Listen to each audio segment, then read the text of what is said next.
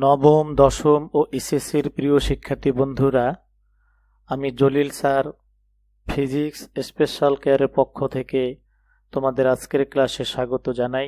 আজ আমি তোমাদের পদার্থবিজ্ঞান তৃতীয় অধ্যায়ের কিভাবে সৃজনশীল প্রশ্নের উত্তর করতে হবে সে সংক্রান্ত বিভিন্ন বিষয় নিয়ে আলোচনা করব। বিভিন্ন বোর্ডের বিগত সালের বিভিন্ন প্রশ্নপত্র বিশ্লেষণ করলে দেখা যায় যে এই অধ্যায় থেকে বেশ কয়েক ধরনের প্রশ্ন ঘুরিয়ে ফিরিয়ে বারবার আসে। তোমাদের সুবিধার জন্য এই অধ্যায়ের বিভিন্ন সৃজনশীল প্রশ্নের ধরন বা ক্যাটাগরি উল্লেখ করলাম। ১. বাধাদানকারী বলের মান নির্ণয় করা। ২. বন্দুকের বা নৌকার পশ্চাৎবেগের মান নির্ণয় করা। ৩. মিলিত অবস্থায় বস্তুর বেগ নির্ণয় করা। ৪. ঘর্ষণযুক্ত অবস্থায় ও ঘর্ষণবিহীন অবস্থায় বস্তুর ত্বরণ তুলনা করা। ৫. গুলিটি সবগুলো তক্তা ভেদ করতে পারবে কিনা তা যাচাই করা। এবং ৬. উদ্দীপকের ঘটনাটি ভরবেগের সংরক্ষণ সূত্রকে সমর্থন করে কিনা তা যাচাই করা। প্রিয় শিক্ষার্থী বন্ধুরা, এখানে যে ৬টি ক্যাটাগরি উল্লেখ করা হলো, এই ৬টি ক্যাটাগরি অনুসারে প্রত্যেকটি ক্যাটাগরির ২টি অথবা ৩টি করে সৃজনশীল প্রশ্ন যদি আমরা প্র্যাকটিস করি, তাহলে যে কোনো পরীক্ষায় এই অধ্যায় থেকে যেভাবেই প্রশ্ন আসুক না কেন তা উত্তর করতে আমরা অবশ্যই সক্ষম হব। প্রিয় শিক্ষার্থী বন্ধুরা, এ পর্যায়ে ক্যাটাগরি ১ বাধাদানকারী বলের মান নির্ণয় করা এবং ক্যাটাগরি ২ অর্থাৎ বন্দুকের পশ্চাৎবেগের মান নির্ণয় করা এ সংক্রান্ত সৃজনশীল প্রশ্ন আলোচনা করব। তোমাদের সুবিধার জন্য এখানে আমি ২টি উদাহরণ উল্লেখ করব। তবে মূল অঙ্কে ফিরে যাবার আগে তোমরা যারা ইতিমধ্যেই এই চ্যানেলটি সাবস্ক্রাইব করেছো তাদের সবাইকে আন্তরিক ধন্যবাদ, এবং যারা এখনও চ্যানেলটি সাবস্ক্রাইব করোনি তারা ভিডিওটি ভালো লাগলে অবশ্যই চ্যানেলটি সাবস্ক্রাইব করবে, ভিডিওটিতে লাইক দেবে এবং শেয়ার করবে। তো আর দেরি কেন, চলো আমরা মূল অঙ্কে ফিরে যাই। সৃজনশীল প্রশ্ন ১. একটি বন্দুক হতে 1 কিলোমিটার পার সেকেন্ড বেগে 10 গ্রাম ভরের একটি গুলি এক টুকরো কাঠের মধ্যে 3 সেন্টিমিটার প্রবেশ করে থেমে গেল। প্রশ্ন করা হয়েছে ক. বলের ঘাত কাকে বলে? খ. গতির দ্বিতীয় সূত্র থেকে কিভাবে প্রথম সূত্র পাওয়া যায়? গ. বন্দুকের ভর 5 কেজি হলে এর পশ্চাৎবেগ কত? নির্ণয় করো। ঘ. উদ্দীপকের আলোকে বাধাদানকারী বলের মান নির্ণয় করো। প্রিয় শিক্ষার্থী বন্ধুরা, তোমরা একটু খেয়াল করে দেখো, এখানে এই সৃজনশীল প্রশ্নটির গ নম্বর এবং ঘ নম্বর প্রশ্ন আমার উল্লিখিত ক্যাটাগরি ১ এবং ২ এর সাথে হুবহু মিলে গেছে। সুতরাং এই দুইটি অঙ্ক আমরা এখন কিভাবে করতে হবে তা আলোচনা করব। আর দেরি নয়, এখন আমরা অঙ্কে ফিরে যাই।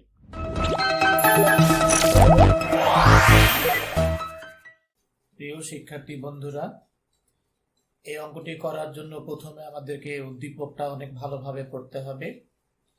উদ্দীপক পড়ার পরে দেখা যাচ্ছে যে এখানে বন্দুকের পশ্চাৎবেগ নির্ণয় করতে বলা হয়েছে। এই বন্দুকের পশ্চাৎবেগ নির্ণয়ের জন্য গুলি ছোড়ার পূর্বে বন্দুকের আদিবেগ এবং গুলির আদিবেগ উভয়ই শূন্য ধরে নিতে হবে। তাহলে অঙ্কটা শুরু করি। ১ গ. উদ্দীপক অনুসারে আমরা পাই গুলির ভর m1 সমান 10 গ্রাম, এটাকে কেজি করলে হবে 0.01 কেজি।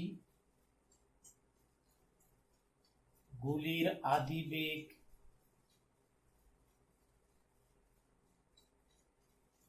U1 ধরতে হবে 0 মিটার পার সেকেন্ড। গুলির শেষ বেগ, গুলিটা যে বেগে বের হয়ে যাচ্ছে সেই বেগটাই শেষ বেগ, এখানে V1 ধরতে হবে 1 কিলোমিটার পার সেকেন্ড। এটাকে যদি আমরা মিটার পার সেকেন্ড করি তাহলে হবে 1000 মিটার পার সেকেন্ড। আবার বন্দুকের ক্ষেত্রে দেওয়া আছে বন্দুকের ভর, এটা M2 সমান 5 কেজি। বন্দুকের আদিবেগ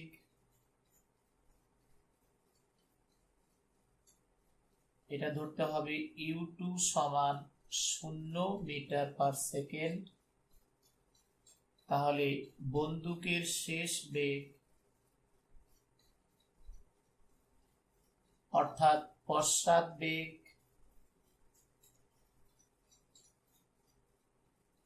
V2 সমান কত তা আমাদেরকে বের করতে হবে। এভাবে একটা উদ্দীপক পড়ে উদ্দীপক থেকে যে সকল তথ্য বা ইনফরমেশন দেওয়া রয়েছে সে সকল ইনফরমেশন গুলোকে প্রথমেই লিখে নিতে হবে। এই ইনফরমেশন লিখতে পারলে 1 নম্বর পাওয়া যাবে। শিক্ষার্থী বন্ধুরা, তথ্যানুসারে আমরা এই নিচের সূত্রে যদি মানগুলো বসাই তাহলে আমরা পশ্চাৎ বেগের মান পেয়ে যাব। সেজন্য আমাদেরকে লিখতে হবে, আমরা জানি ভরবেগের সংরক্ষণ সূত্রের গাণিতিক প্রুফ হচ্ছে m1 u1 plus m2 u2 equal to m1 v1 plus m2 v2। এখান থেকে আমাদেরকে v2 এর মান বের করতে হবে। কাজেই প্রথম থেকে আমরা যদি মানগুলো আস্তে আস্তে বসিয়ে দিই, m1 এর মান বসাবো 0.01, u1 এর মান 0, m2 এর মান বসাবো 5, u2 এর মান বসাবো 0। এইদিকে m1 v1 আপাতত যেভাবে আছে সেভাবেই থাকুক। তাহলে বাম পক্ষের এই রাশিটি 0 হয়ে যাচ্ছে, এই রাশিটি 0 হয়ে যাচ্ছে। তাহলে এই দিকে আমাদের পাওয়া যাচ্ছে m1 v1 plus m2 v2। তাহলে যেহেতু আমি v2 বের করব, তাহলে v2 টাকে এই পাশে বাম পাশে নিয়ে আসি। তাহলে m1 v1 plus m2 v2 equal to 0 plus 0, তাহলে 0 হয়। বা এখান থেকে যেহেতু v2 এর মান বের করব, তাহলে v2 টাকে রাখবো আর এইদিকে রাশিটা চলে আসবে, মাইনাস হয়ে যাবে সামনে একটা। তাহলে m1 v1 বাই m2। এখানে যদি আমরা এখন মানগুলো বসিয়ে দিই তাহলে কি পাওয়া যাচ্ছে, মাইনাস 0.01 ইন্টু v1 এর মান হচ্ছে 1000 বাই m2 এর মান হচ্ছে 5। যেহেতু আমরা বেগ বের করছি তাহলে বেগের একক হবে মিটার পার সেকেন্ড। এখন উপরে v2 এর মান তাহলে আসবে -2 মিটার পার সেকেন্ড। এভাবে আমরা v2 এর মান বের করলাম। যেহেতু এটা পশ্চাৎ বেগ, কাজে আমাদের অ্যানসার লিখতে হবে অতএব বন্দুকের পশ্চাৎ বেগের মান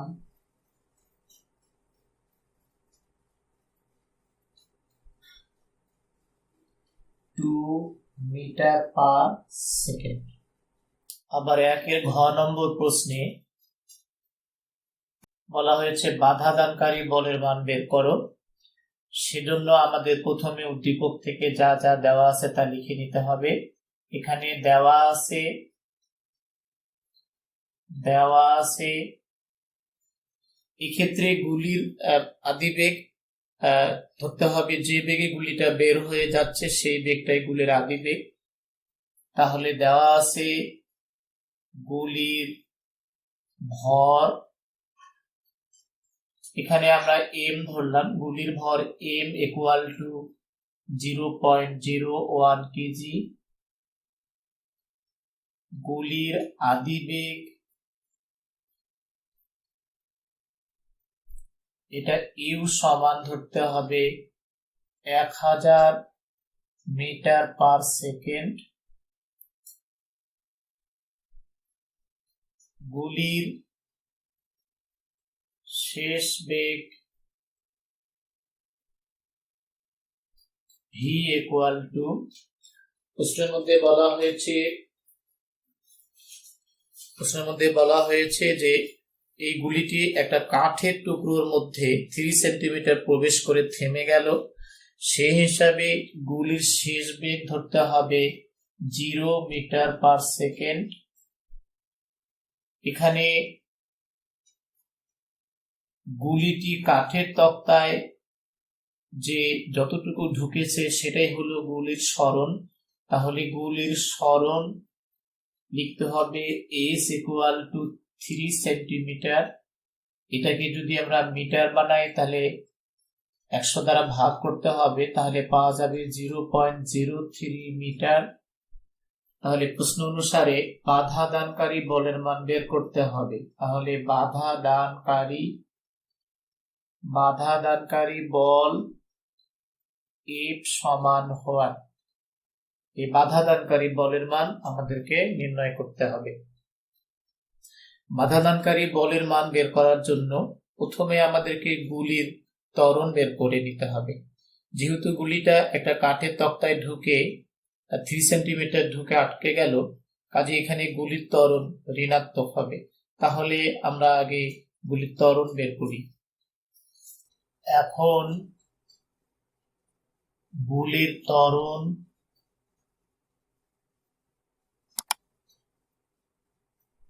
এ হলে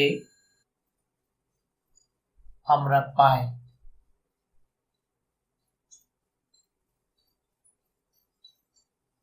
এখানে গতির চতুর্থ সমীকরণ ব্যবহার করে আমরা এর মান বের করতে পারি। গতির চতুর্থ সমীকরণটি হচ্ছে U square plus 2as equal to V square. এখান থেকে আমরা যেহেতু এর মান বের করব, তাহলে a ইকুয়াল টু লিখতে পারবো V square minus U square by 2s। তাহলে a ইকুয়াল টু, আমরা যদি মানগুলো বসাই তাহলে ভি এর মান হলো 0, 0 এর উপর স্কয়ার, ইউ এর মান হচ্ছে 1000, তাহলে 1000 এর উপর স্কয়ার, এখানে 2 ইন্টু এস, এস এর মান 0.03। যেহেতু আমরা ত্বরণ বের করছি তাহলে ত্বরণের একক হবে মিটার পার সেকেন্ড স্কয়ার। তাহলে এখন a ইকুয়াল টু আমরা পাবো 0 এর উপর স্কয়ার, তাহলে 0ই হয়, বাম দিকে 0 কোনো ভ্যালু নেই, তাহলে মাইনাস থাকলো। 1000 এর উপর স্কয়ার হলে আমরা পাবো 1,0,0,0,0,0, অর্থাৎ 10 লক্ষ। নিচে পাওয়া যাবে 0.06 মিটার পার সেকেন্ড স্কয়ার। এখন উপরের সংখ্যাটিকে নিচের সংখ্যা দিয়ে ভাগ করলে রেজাল্ট আসবে 1,666,666.67 মিটার পার সেকেন্ড স্কয়ার। এভাবে আমরা প্রথমে a এর মান বের করে নেব। প্রিয় শিক্ষার্থী বন্ধুরা, যেহেতু আমরা a এর মান পেয়ে গেলাম, তাহলে a এর মান পাওয়ার পরে আমাদের f এর মান বের করা সহজ হয়ে গেল। তাহলে আমরা জানি f সমান m এ। এই সমীকরণে যদি আমরা মানগুলো বসাই, m এর মান বসাবো 0.01 ইন্টু এর মান বসাবো, এর মানটা অনেক বড়, এখানে -1 লিখে 1 2 3 4 5 6 7 7টা 6 লিখে আবার 6 7। যেহেতু আমরা এফ এর মান বের করছি, তো এফ এর একক হলো নিউটন, তাহলে আমরা এখান থেকে নিউটন লিখতে হবে। এখন পুরো সংখ্যাটিকে যদি 0.01 দিয়ে গুণ করা হয়, তাহলে এখানকার দশমিকটি 2 অঙ্ক সরে আসবে। সেক্ষেত্রে আমরা পাবো -1 লিখে 6 6 6 6 6, তারপরে 0.67 নিউটন। তাহলে বাধাদানকারী বলের মান আমাদের দাঁড়ালো, এই সংখ্যাটা আমাদের বাধাদানকারী বলের মান। তাহলে আমরা বাধাদানকারী বলের মান লিখতে পারি, অতএব বাধাদানকারী বলের মান, এখানে বাধাদানকারী বলের মান লেখার সময় এই মাইনাস চিহ্নটা লেখা লাগবে না, শুধু সংখ্যাটা লিখলেই হবে। এখানে বাধাদানকারী বলের মান দাঁড়াচ্ছে 1,66,666। তাহলে 1,66,666.67 নিউটন। এটাই আমাদের একের ঘ নম্বর প্রশ্নের উত্তর। সৃজনশীল প্রশ্ন 1-এর মতো সৃজনশীল প্রশ্ন 2ও তোমাদের জন্য উল্লেখ করলাম। এখানে উদ্দীপকটি হচ্ছে, একজন শিকারী একটি পাখিকে লক্ষ্য করে 2 কেজি ভরের একটি বন্দুক হতে 400 মিটার পার সেকেন্ড বেগে 10 গ্রাম ভরের একটি গুলি ছুড়ল। গুলিটি লক্ষ্যভ্রষ্ট হয়ে একটি গাছের মধ্যে 4.5 সেন্টিমিটার প্রবেশ করে থেমে গেল। প্রশ্ন করা হয়েছে, ক. জড়তা কাকে বলে? খ. চলন্ত ফ্যানের সুইচ বন্ধ করা হলেও ফ্যানটির সাথে সাথে বন্ধ না হয়ে আরও কিছুক্ষণ পর বন্ধ হয় কেন? গ. বন্দুকের পশ্চাৎবেগ কত তা নির্ণয় করো। ঘ. গুলিটির উপর বাধাদানকারী বলের মান এবং ওই দূরত্ব অতিক্রম করতে কত সময় লেগেছিল তা নির্ণয় করো। প্রিয় শিক্ষার্থীরা, সৃজনশীল 1-এর গ এবং ঘ নম্বর যেভাবে করা হয়েছে, সৃজনশীল 2-এর গ এবং ঘ নম্বর প্রশ্ন ঠিক একইভাবে করতে হবে। এটা তোমাদের অনুশীলনের জন্য থাকলো। প্রিয় শিক্ষার্থী বন্ধুরা, আজ এ পর্যন্তই। ভিডিওটি দেখার জন্য সবাইকে আন্তরিক ধন্যবাদ। আগামী টিউটোরিয়ালে ক্যাটাগরি 3 এবং ক্যাটাগরি 4-এর সৃজনশীল প্রশ্ন নিয়ে হাজির হব ইনশাআল্লাহ। সে নাগাদ সবাই ভালো থাকো, সুন্দর থাকো, সুস্থ থাকো। আল্লাহ হাফিজ।